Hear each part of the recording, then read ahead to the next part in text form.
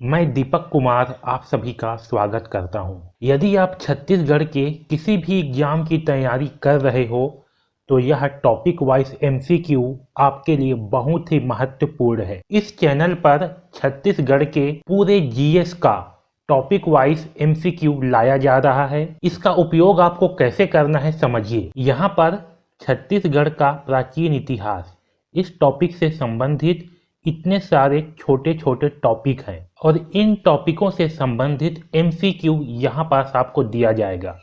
ठीक है, अब समझिए। जैसे कि आपने पाषाण काल का एमसीक्यू जो है हल किया, अगर आपसे पाषाण काल के सारे प्रश्न बन रहे हैं, इसका मतलब है कि आपका ये पाषाण काल वाला टॉपिक अच्छे से क्लियर है। लेकिन अगर आपसे प्रश्न जो है नहीं बन रहा है, मतलब ये टॉपिक जो है आपका अच्छे से क्लियर नहीं है, आपको इस टॉपिक को पुनः अच्छे से पढ़ने की आवश्यकता है। तो आप इन एमसीक्यू की सहायता से जो है समझ जाओगे कि आपका कौन सा टॉपिक कमजोर है और कौन सा टॉपिक स्ट्रांग है, जिससे कि आप किसी भी एग्जाम की तैयारी कर रहे होगे, आप अच्छे ढंग से जो है तैयारी कर सकते हो। अभी तक जितने भी एग्जाम हुए हैं उनमें पूछे गए प्रश्नों को ही इस एमसीक्यू में रखा गया है। तो सारे के सारे प्रश्न जो है बहुत ही महत्वपूर्ण है और ये प्रश्न बार बार जो है एग्जामों में रिपीट होते रहते हैं। कभी इस एग्जाम में पूछ देता है, कभी दूसरे एग्जाम में जो है पूछ देता है, थोड़ा सा घुमा करके, बाकी प्रश्न जो है वही रहता है। तो सारे प्रश्न बहुत ही महत्वपूर्ण हैं, तो वीडियो को लास्ट तक जरूर देखें। तो चलिए स्टार्ट करते हैं। देखिए, पिछले वीडियो में हमने जो है पाषाण काल से संबंधित वैदिक काल, रामायण काल, महाभारत काल और बौद्ध धर्म, इससे संबंधित जितने भी महत्वपूर्ण एमसीक्यू था उसे जो है हल किया था। आज के इस वीडियो में जैन धर्म, महाजनपद काल, मौर्य काल, सातवाहन काल, वंश, कुषाण एवं मेघवंश और वाकाटक वंश, इससे संबंधित प्रश्नों को हल करेंगे। तो चलिए स्टार्ट करते हैं। तो चलिए अब जो है जैन धर्म से संबंधित प्रश्न को हल करते हैं, जो कि जैन धर्म से प्रश्न पूछे जाते हैं। देखिए, 31 नंबर यहाँ पास इसलिए है क्योंकि हमने पिछले वीडियो में 30 प्रश्नों को हल किया था, ये 31 से आगे है। छत्तीसगढ़ के गुंजी जो कि दमोह दरहा में है, वह बूढ़ी खार जो कि मल्हार में है, किस जैन तीर्थंकर से संबंधित स्थल है? पहला ऑप्शन है ऋषभदेव, दूसरा है पार्श्वनाथ, तीसरा है अजितनाथ, चौथा है महावीर। इसका सही आंसर है ऑप्शन नंबर ए, ऋषभदेव। अगला क्वेश्चन देखिए, अजितनाथ, ऋषभदेव एवं चंद्रप्रभा की प्रतिमाएं छत्तीसगढ़ के किस स्थान से प्राप्त हुई है? पहला ऑप्शन है पाली, दूसरा है बस्तर, तीसरा है रतनपुर, चौथा है सिरपुर। इसका सही आंसर है ऑप्शन नंबर डी, सिरपुर। जितने भी धार्मिक स्थल है ना, उसका जो है सिरपुर पहले हब था। अब चलिए अगला क्वेश्चन देखिए। छत्तीसगढ़ में जैन धर्म से संबंधित स्थल है, पहला है आरंग सिरपुर, दूसरा है मल्हार धनपुर, तीसरा है Ratanpur Padampur. Option number D, ये सभी। इसका सही आंसर है ऑप्शन नंबर डी, ये सभी। इन सारे स्थानों पर जो है जैन धर्म से संबंधित मूर्तियां प्राप्त हुई है। अगला देखिए, महावीर स्वामी वर्धमान से संबंधित क्षेत्र है, पहला है बस्तर, दूसरा है आरंग, तीसरा है महासमुंद, चौथा है बिलासपुर। इसका सही आंसर है option number B, Arang. Jain धर्म से संबंधित यही प्रश्न जो है बार बार पूछे जाते हैं। तो अगर आपके सारे प्रश्न बन गए हैं तो आपका जैन धर्म से संबंधित जो टॉपिक है वो बहुत ही अच्छा है। ठीक है, लेकिन अगर आपसे प्रश्न नहीं बन रहे हैं तो आप जैन धर्म को जो है फिर से एक बार अच्छे से पढ़िए। अब देखिए अगला क्वेश्चन महाजनपद काल से, जो छत्तीसगढ़ के एग्जाम में पूछे जाते हैं। निम्नलिखित में किस महाजनपद का संबंध छत्तीसगढ़ से है? पहला ऑप्शन सूरसेन, दूसरा है अवंती, तीसरा है चेदी, चौथा है पंचाल। इसका सही आंसर है ऑप्शन नंबर सी, चेदी। ओके, चेदी महाजनपद का संबंध जो है छत्तीसगढ़ से है। चेदी का ही अपभ्रंश के रूप में जो है छत्तीसगढ़ बना था। अब देखिए अगला क्वेश्चन, महाजनपद काल के अंतर्गत चेदी वंश की राजधानी शक्तिमती को किस नाम से जाना जाता था? पहला ऑप्शन है रायगढ़, दूसरा है चेदिसगढ़, तीसरा है छत्तीसदुर्ग, चौथा है चेदी दुर्ग। इसका सही आंसर है ऑप्शन नंबर बी, चेदिसगढ़। ठीक है, तो देखिए महाजनपद काल से यही दो प्रश्न जो है बहुत ही इंपॉर्टेंट है, क्योंकि जो छत्तीसगढ़ था ये जो है बहुत ही छोटा हिस्सा था। ये जो है कोई खास महाजनपद के अंतर्गत नहीं आता था, ये जो है चेदिसगढ़ का छोटा सा हिस्सा था। इसीलिए जो है महाजनपद काल से ज्यादा प्रश्न जो है नहीं पूछे जाते हैं। ठीक है, अब देखिए अगला क्वेश्चन मौर्य काल से, ये बहुत ही इंपॉर्टेंट टॉपिक है मौर्य काल। यहाँ से बहुत सारे प्रश्न जो है पूछे जाते हैं। देखिए, सम्राट अशोक की कलिंग विजय से पूर्व छत्तीसगढ़ का कौन सा भाग मौर्य साम्राज्य में सम्मिलित था? पहला ऑप्शन है पूर्वी भाग, दूसरा है पश्चिमी भाग, तीसरा है उत्तरी भाग, चौथा है दक्षिणी भाग। इसका सही आंसर है उत्तरी भाग। समझिए कैसे। जो छत्तीसगढ़ है वो कैसे है, इस तरह से बना हुआ छत्तीसगढ़ ऐसे, ठीक है। तो इधर जो है ना, ये आपका उत्तर प्रदेश एरिया में, इधर जो है सम्राट अशोक का साम्राज्य था। तो जो कुछ हिस्सा था, ये ऊपर वाला हिस्सा, ये भी जो है इसी के अधीन में था। आया समझ में? इसलिए जो है छत्तीसगढ़ का ऊपरी हिस्सा आएगा, दक्षिणी हिस्सा तो आपका बस्तर हो जाएगा, तो इस तो आएगा ही नहीं, ठीक है। तो जो उत्तरी भाग था, ये वाला हिस्सा आपका कोरिया साइड से, ठीक है, ये हिस्सा जो है सम्राट अशोक के अधीन था। अब देखिए अगला क्वेश्चन, छत्तीसगढ़ स्थित जोगी मारा की गुफा किस काल से संबंधित है? बहुत ही महत्वपूर्ण प्रश्न है। पहला ऑप्शन है सातवाहन, दूसरा है गुप्त काल, तीसरा है महाजनपद काल, चौथा है मौर्य काल।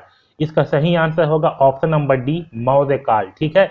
जो जोगी मारा की गुफा है, ये जो है मौर्य काल से संबंधित है। अगला क्वेश्चन देखिए, रामगढ़ की पहाड़ी में स्थित जोगी मारा की गुफा से प्राप्त शिलालेख की भाषा व लिपि है। बहुत ही महत्वपूर्ण प्रश्न है। पहला ऑप्शन देखिए प्राकृतिक भाषा, खरोष्टी लिपि, दूसरा है प्राकृतिक भाषा, ब्राह्मी लिपि, तीसरा है पाली भाषा, देवनागरी लिपि, चौथा है पाली भाषा और ब्राह्मणी लिपि। इसका सही आंसर है ऑप्शन नंबर डी, पाली भाषा थी और ब्राह्मणी लिपि था, ठीक है। अगला क्वेश्चन देखिए, रामगढ़ स्थित जोगी मारा गुफा अभिलेख से किस कला का संकेत है? पहला ऑप्शन है केश सज्जा, दूसरा है शिल्प कला, तीसरा है पाक कला, चौथा है मूर्ति कला। इसका सही आंसर है ऑप्शन नंबर डी, मूर्ति कला, ठीक है। ध्यान रखना मूर्ति कला है। अगला क्वेश्चन देखिए, अशोक के खुदे अभिलेख छत्तीसगढ़ के किस स्थल से प्राप्त हुए हैं? पहला ऑप्शन है जोगी मारा, दूसरा है लक्ष्मण बेंगरा, तीसरा है सीता बेंगरा, चौथा है ऑप्शन नंबर डी ये सभी। इसका सही आंसर है ऑप्शन नंबर ए, जोगी मारा, ठीक है। ये जोगी मारा से जो है अशोक के खुले अभिलेख प्राप्त हुए हैं। अगला क्वेश्चन देखिए, मौर्य सम्राट अशोक ने छत्तीसगढ़ के किस स्थान पर एक स्तूप का निर्माण कराया था? पहला ऑप्शन है कोरबा, दूसरा है सिरपुर, तीसरा जांजगीर चांपा, चौथा है रायगढ़। इसका सही आंसर है ऑप्शन नंबर बी, सिरपुर। कहाँ है? सिरपुर। अगला क्वेश्चन देखिए, छत्तीसगढ़ में मौर्यकालीन सिक्कों से संबंधित स्थल है। मौर्यकालीन सिक्कों से संबंधित स्थल, पहला ऑप्शन है अकलतरा, दूसरा है ठठारी, तीसरा है तारापुर एवं बार, चौथा है ये सभी।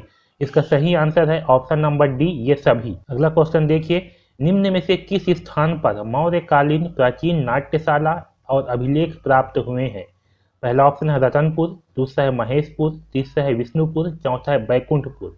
सही आंसर है ऑप्शन नंबर बी, महेशपुर। अगला क्वेश्चन देखिए, छत्तीसगढ़ मौर्यकालीन कपाटपुरम स्थल से क्या प्राप्त हुआ है? पहला है स्तूप, दूसरा है शिलालेख, तीसरा है दुर्ग, चौथा है अशोक की लाट। सही आंसर है ऑप्शन नंबर डी, अशोक की लाट। अगला क्वेश्चन देखिए, निम्नलिखित कथनों को पढ़िए। पहला ऑप्शन है प्राचीन छत्तीसगढ़ का उत्तरी भाग मौर्य साम्राज्य में सम्मिलित था, ठीक है।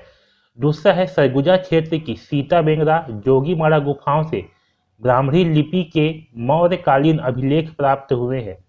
तीसरा है अशोक के कालिंग अभिलेख से इसकी पुष्टि होती है।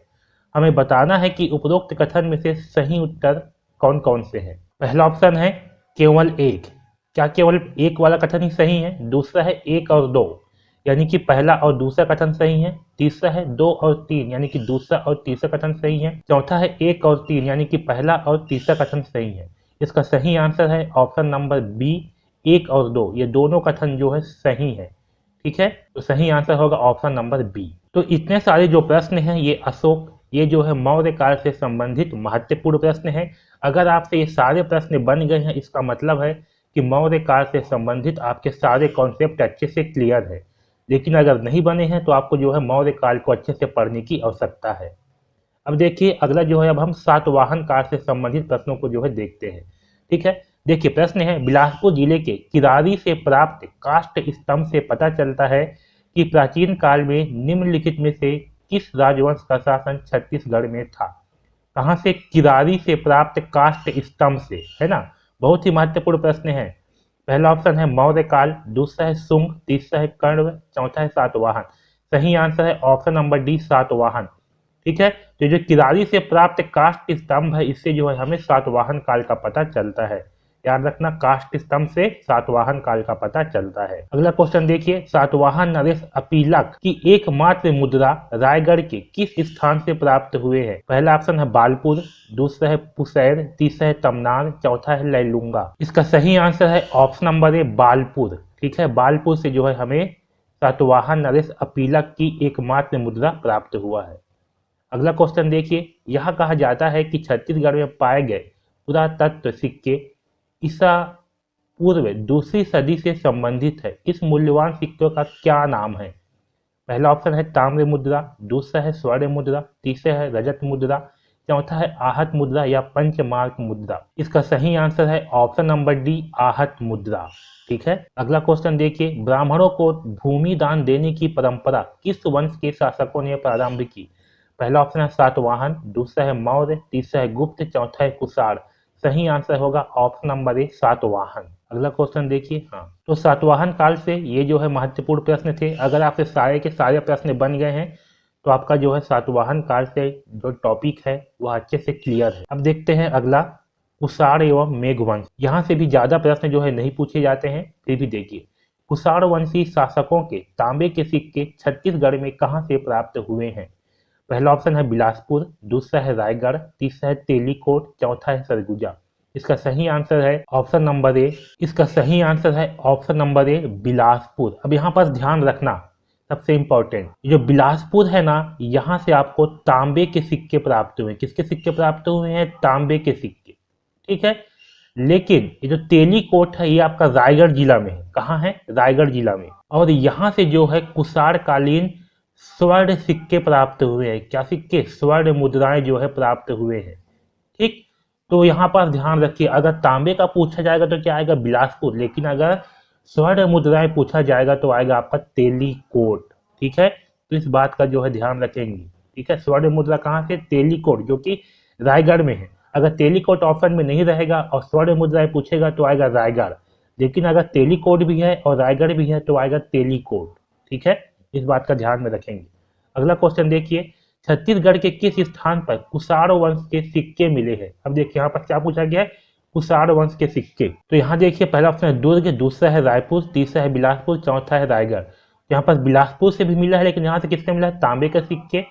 यहाँ से मिले हैं स्वर्ण के सिक्के, लेकिन ज्यादातर सिक्के जो है ना आपके रायगढ़ से मिले हैं। ठीक है, इसलिए इसका सही आंसर होगा ऑप्शन नंबर डी, रायगढ़।